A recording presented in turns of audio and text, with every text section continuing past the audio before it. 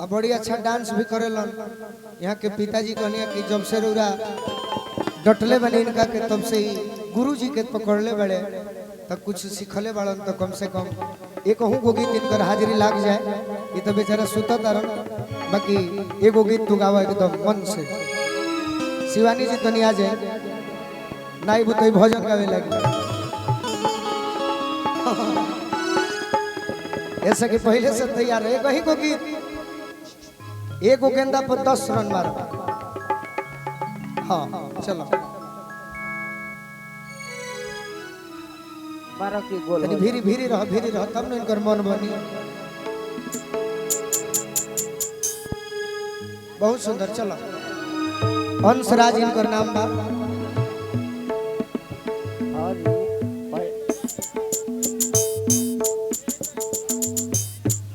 हम छोट रहनी में शिवानी क्या हुआ। अच्छा सर जी आई बनी का नाम बा विकास सर जी आई बनी हंसराज के सर जी ताई हम स्वागत रउर कर तनी मंच पर। ई जबले रउरा के ना देखे हम तबले ई गाना ना गई है। जैसे कि भाई गुरु जी का जने क्लासिकल सिखैले हुई हैं आई एने शिष्याई नहीं बड़ी ते का चलो गुरु आई रही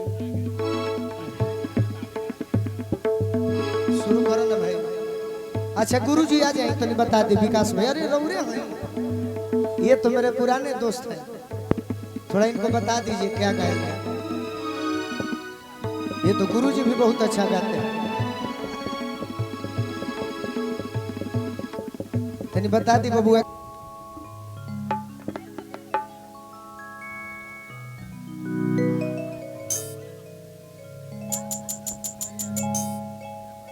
चलिए मिला दिन करे इसके लिए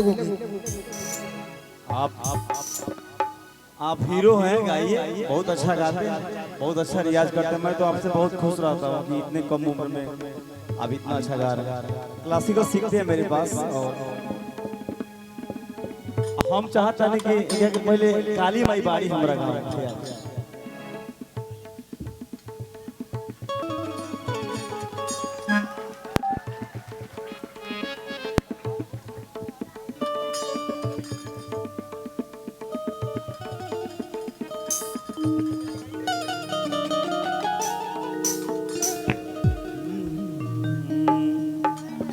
काका हो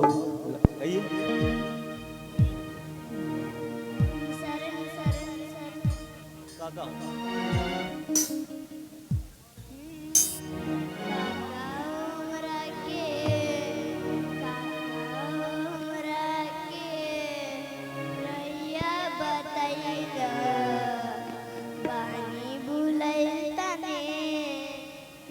पहुँच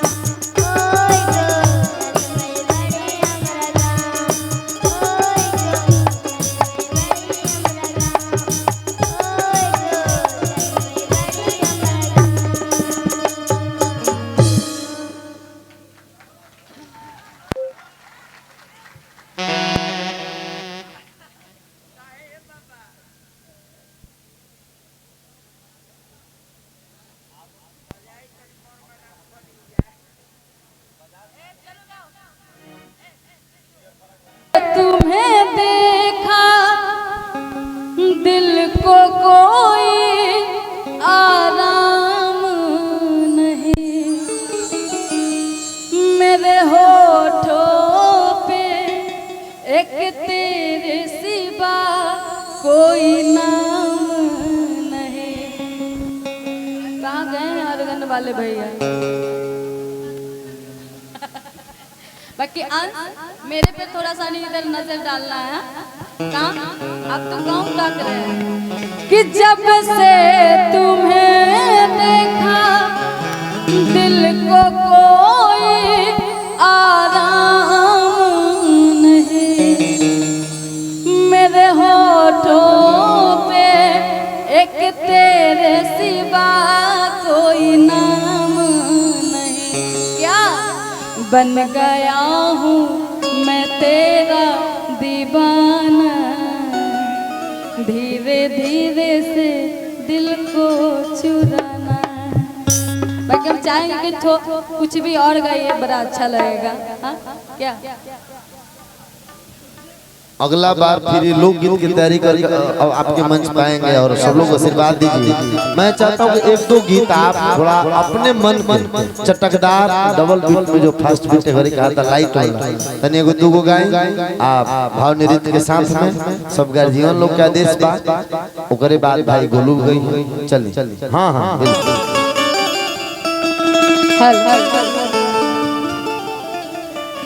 आइए चलते हैं एक से दो गीत की तरफ।